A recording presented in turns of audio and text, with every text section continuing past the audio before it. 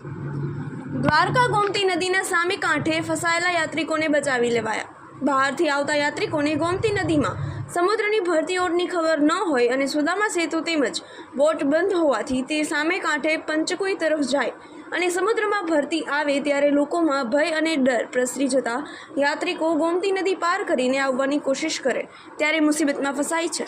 આવો જ એક બનાવ બન્યો અને 40થી વધુ યાત્રિકો ફસાયા ત્યારે બચાવ કર્મચારીઓએ બચાવી લીધા હતા।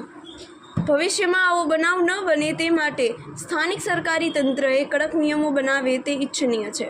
રિપોર્ટ બુધાભા ભાટી।